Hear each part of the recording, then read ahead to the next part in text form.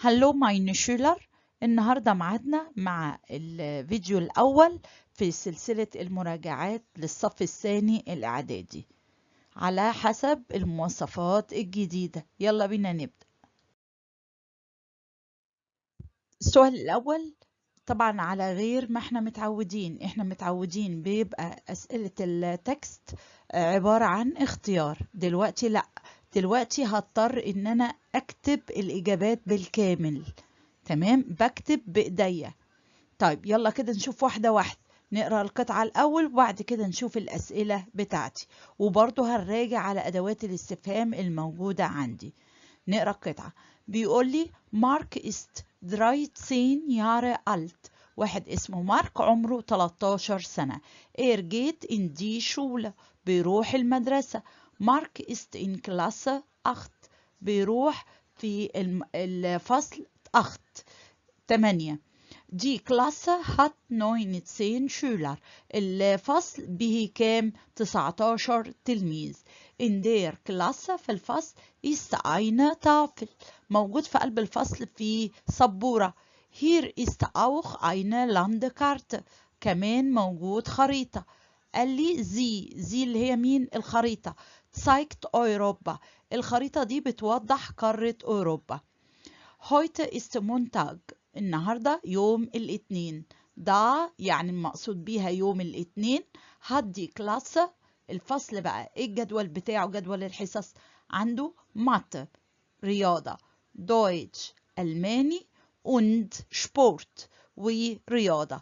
in مات بالنسبة للرياضة ist مارك sehr gut. يبقى مارك ايه؟ sehr gut، جيد جدا. aber سبورت لكن الرياضة المقصود بيها التربية الرياضية أو الألعاب يعني.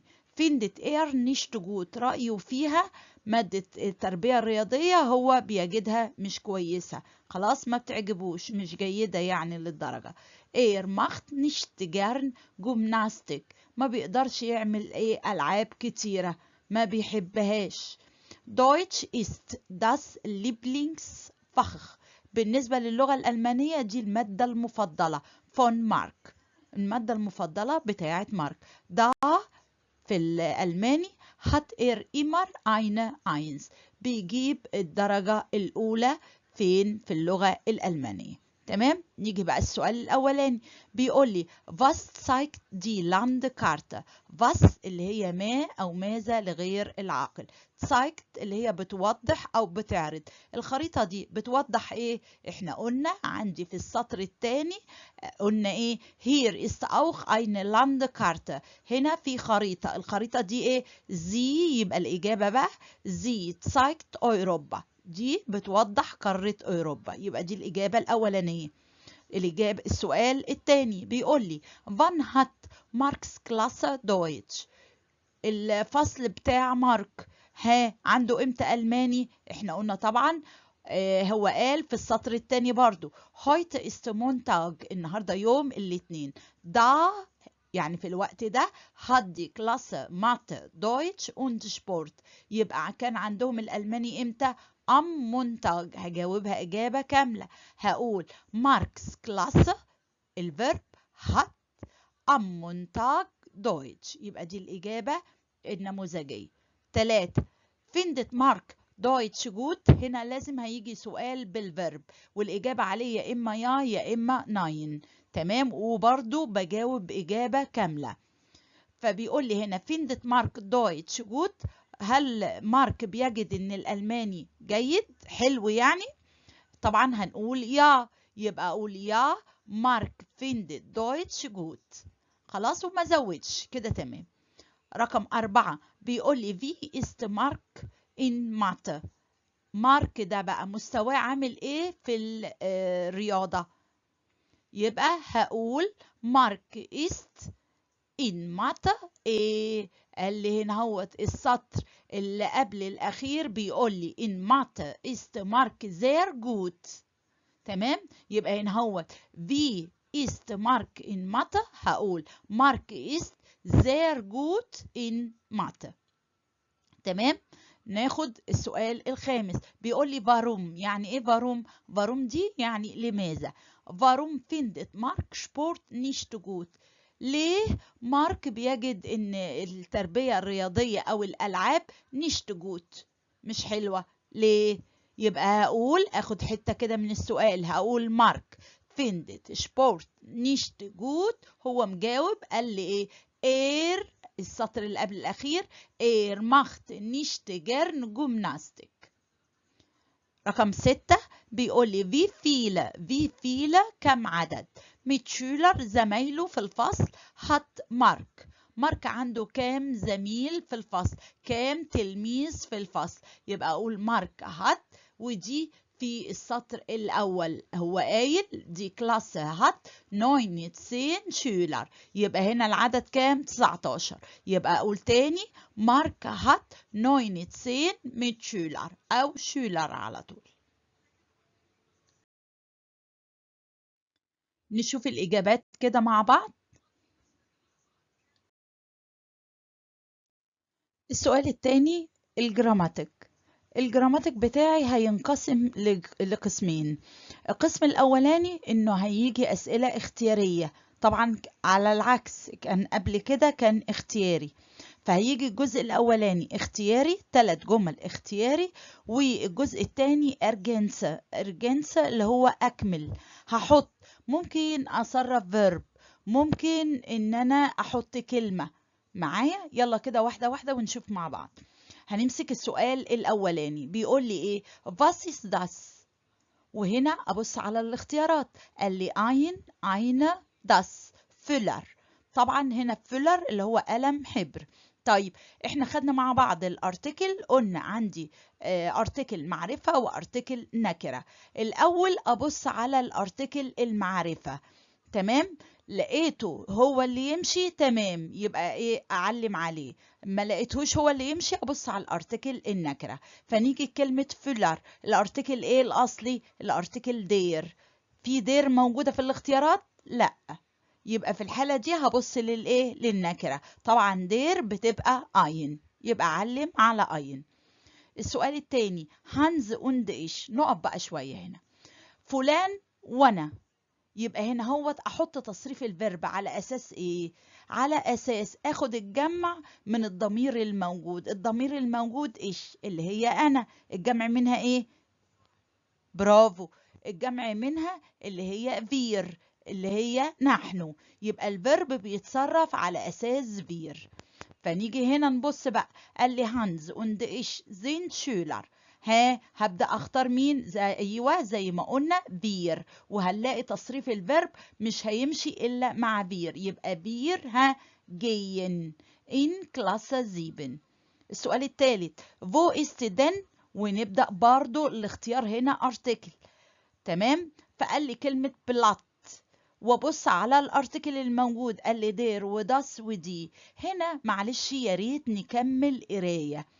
ليه؟ لان ممكن ابقى ناسي وفي قلب الجمله نفسها يجيب لي الاجابه. طب ازاي يعني؟ مش فاهم. طب نبص كده، فبيقول لي فو است دن، دير ولا داس ولا دي بلات، ونبص على الاجابه. قال لي هير يعني ايه هنا؟ است اس يبقى ده تعويض الضمير اللي بعوض بيه عن الكلمة لما يكون الارتكل بتاعها das. طيب لو كان اير يبقى الكلمة الارتكل دير، لو كان زي يبقى الارتكل بتاع الكلمة دي. طبعا هنا اس يبقى في الحالة دي الارتكل das. طيب ناخد الجزء الثاني ارجنسة دي لوكن، اكمل الايه؟ الفراغات. اول واحده بيقول لي باس وجايب لي بين قوسين فيرب سبريشن.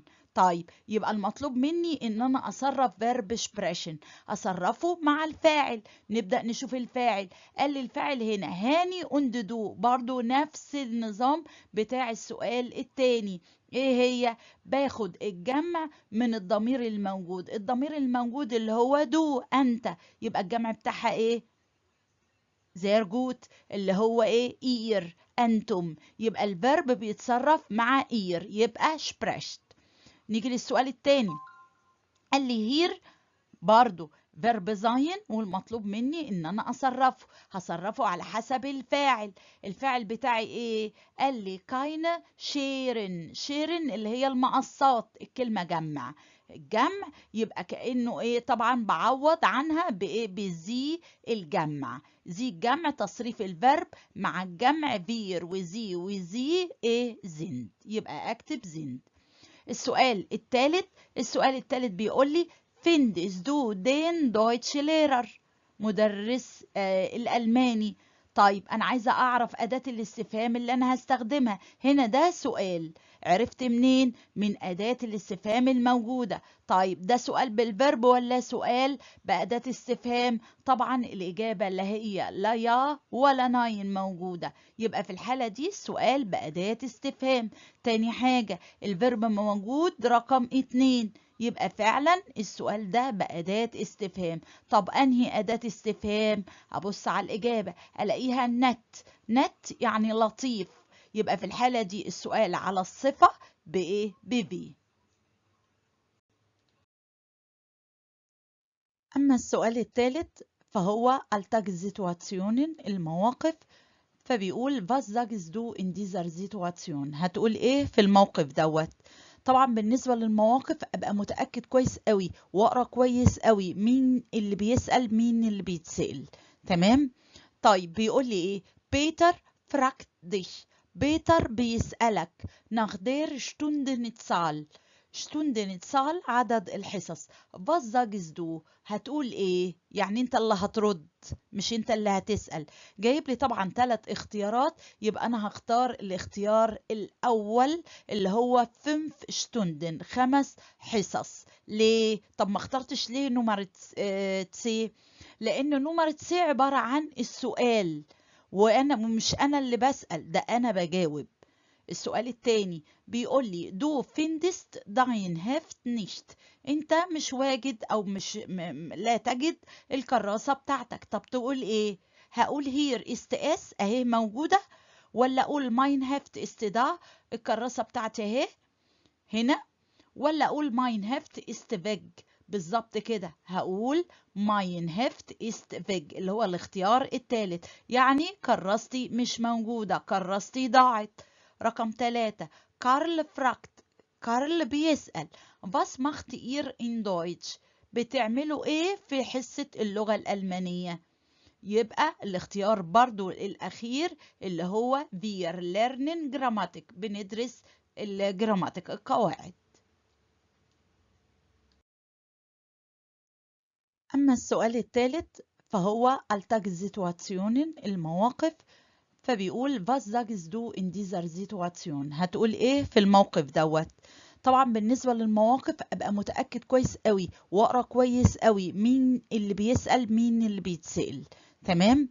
طيب بيقول لي ايه؟ بيتر fragt dich. بيتر بيسألك nach der Stundenzahl. Stundenzahl عدد الحصص. was sagst du؟ هتقول ايه؟ يعني انت اللي هترد مش انت اللي هتسأل. جايب لي طبعا 3 اختيارات، يبقى انا هختار الاختيار الاول اللي هو 5 Stunden 5 حصص. ليه؟ طب ما اخترتش ليه نمرة سي؟ لان نمرة سي عبارة عن السؤال، وانا مش انا اللي بسأل، ده انا بجاوب. السؤال التاني بيقول لي دو فيندست داين هيفت نيشت. انت مش واجد او مش لا تجد الكراسة بتاعتك. طب تقول ايه؟ هقول هير است اس اهي موجودة، ولا اقول ماين هيفت است دا الكراسة بتاعتي اهي هنا، ولا اقول ماين هيفت است فيج؟ بالظبط كده هقول ماين هيفت است فيج اللي هو الاختيار الثالث، يعني كراستي مش موجودة، كراستي ضاعت. رقم 3 كارل فراكت. كارل بيسأل was macht ihr in Deutsch؟ بتعملوا ايه في حصة اللغة الألمانية؟ يبقى الاختيار برضو الأخير اللي هو wir lernen Grammatik، بندرس الجراماتيك القواعد. أما السؤال الرابع فبيقول لي schreibe die Sätze richtig، يعني اكتب الجمل بشكل صحيح، رتبها يعني. طب نيجي لإيه؟ للسؤال الأول بيقول لي in إير موزيك زينجت. طبعا أنا بقرأها كويس جدا.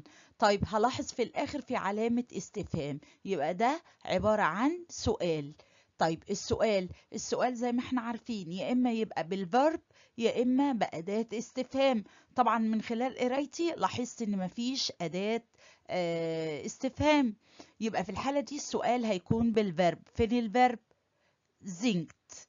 طيب وبعدين زينجت الفاعل يبقى إير، وبعد كده هنا أقول إن موزيك، يبقى زينجت إير إن موزيك وأحط علامة الاستفهام. يبقى كده السؤال بتاعي ترتيبي صح.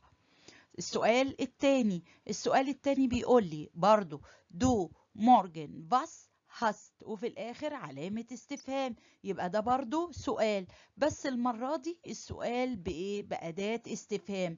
طب ترتيب السؤال هيبقى إيه؟ ترتيب السؤال أداة الاستفهام verb فاعل، بعد كده في حاجة أبدأ أحطها، فالأداة الاستفهام اسمها باس، بعد كده الفيرب اسمه هاست، بعد كده الفاعل دو، والباقي مورجن، واحط علامة الاستفهام. الجملة أو السؤال الثالث برضو أقرأ. قال لي أين شرايبت بيتر مات أو مات أربايت.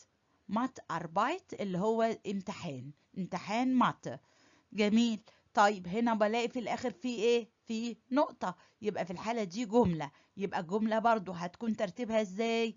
الفعل المفعول، أو بنقول باقي الجملة.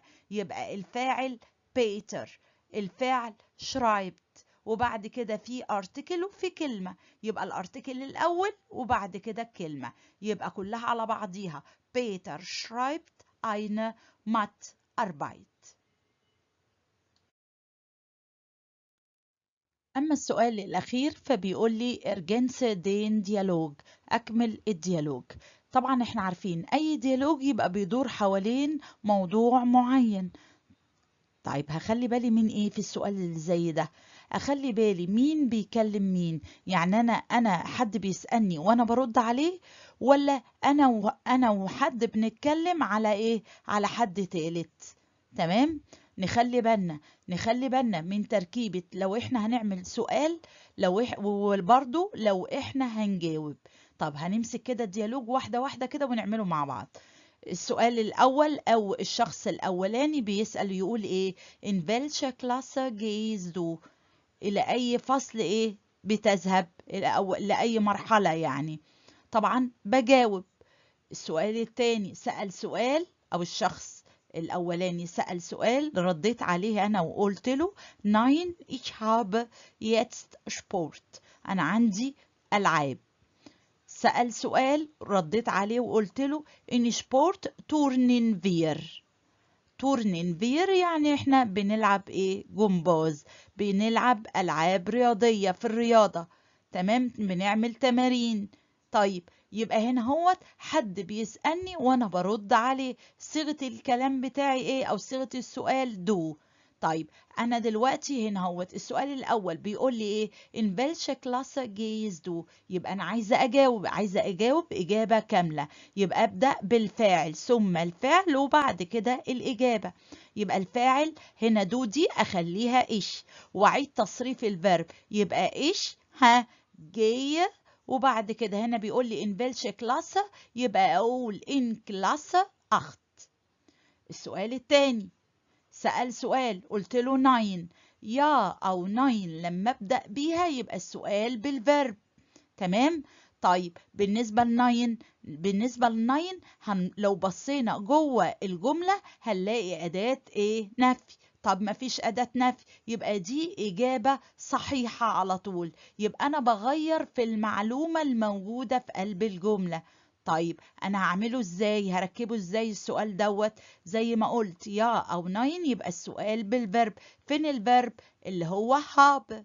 يبقى أنا هغير مش هسأل نفسي، يبقى إيش أخليها دو وأعيد تصريف الفيرب يبقى هست. تمام. وأعمل مقص يبقى هست دو يتس، وهنا المادة اللي موجودة عندي شبورت يبقى أقلبها أو أغيرها بمادة تانية، أقول دويتش مات أي مادة تانية، المهم ما تبقاش شبورت.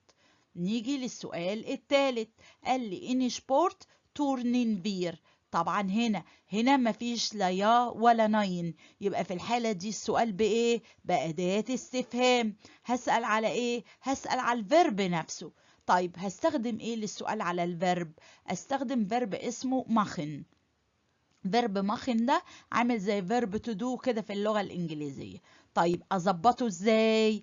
أحط أداة الاستفهام اللي هي was وأحط الفيرب. طب الفيرب هيتصرف مع الفاعل اللي هو مين؟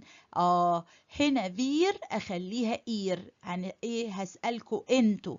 يبقى كلها على بعضيها was macht ihr in Sport.